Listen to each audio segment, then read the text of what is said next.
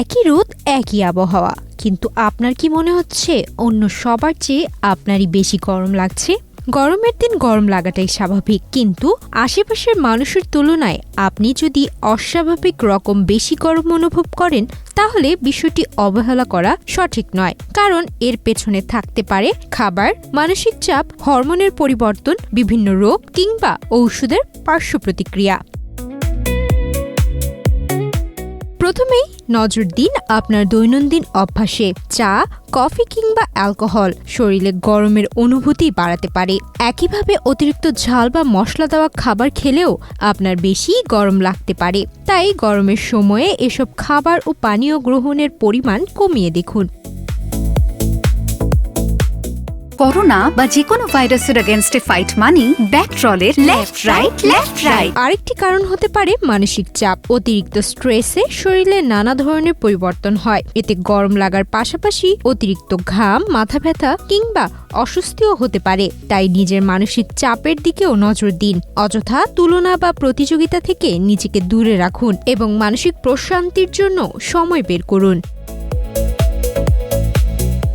তবে অতিরিক্ত গরম লাগার সঙ্গে যদি বুক ধড়ফড় করা, দুশ্চিন্তা, ক্ষুধা বেড়ে যাওয়া, ওজন কমে যাওয়া কিংবা ঘুমের সমস্যা থাকে, তাহলে থাইরয়েড হরমোনের মাত্রা বেড়ে যাওয়ার বিষয়টিও বিবেচনা করতে হবে।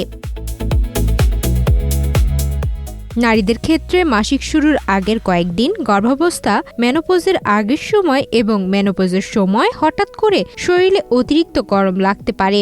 এ সময় অনেকের হিট ফ্ল্যাশ বা আকস্মিক গরম অনুভূতির সমস্যাও দেখা দেয়। বয়সও এখানে গুরুত্বপূর্ণ। ৬৫ বছর বা তার বেশি বয়সী মানুষ গরমে তুলনামূলক বেশি কষ্ট পেতে পারেন। একইভাবে ডায়াবেটিসে আক্রান্ত ব্যক্তি, বিশেষ করে যাদের ডায়াবেটিস নিয়ন্ত্রণে নেই, তাদেরও গরম সহ্য করতে সমস্যা হতে পারে। তবে একটি বিষয় বিশেষভাবে মনে রাখা জরুরি, খুব গরম লাগছে কিন্তু ঘাম হচ্ছে না, এটি স্বাভাবিক নয়। চিকিৎসা বিজ্ঞানে অতিরিক্ত ঘাম না হওয়ার সমস্যাকে বলা হয় অ্যানাহাইড্রোসিস। এর সঙ্গে মাথা ঘোরা বা পেশিতে ব্যথার মতো উপসর্গও থাকতে পারে। শরীরের তাপমাত্রা নিয়ন্ত্রণে ঘামের গুরুত্বপূর্ণ ভূমিকা রয়েছে, তাই এমন সমস্যা হলে অবহেলা না করে চিকিৎসকের পরামর্শ নেওয়া জরুরি। এছাড়া কিছু ঔষধের পার্শ্ব প্রতিক্রিয়াতেও অতিরিক্ত গরম অনুভব হতে পারে। হৃদরোগ ও উচ্চ রক্তচাপের কিছু ঔষধ, হরমোনজনিত ঔষধ, অ্যান্টিবায়োটিক সহ বিভিন্ন ঔষধের ক্ষেত্রে এমনটা দেখা দিতে পারে। তাই কোনো ওষুধ খাওয়ার পর এ ধরনের সমস্যা শুরু হলে নিজে থেকে ঔষধ বন্ধ বা পরিবর্তন করবেন না।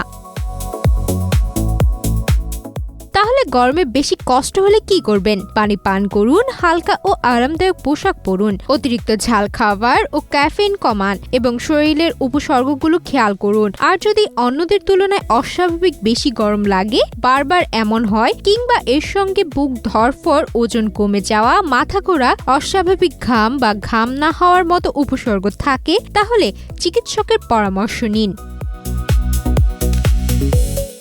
মনে রাখবেন, গরম লাগা সবসময় শুধু আবহাওয়ার কারণে নাও হতে পারে। শরীর কখনো কখনো তার ভেতরের সমস্যার সংকেত দেয়।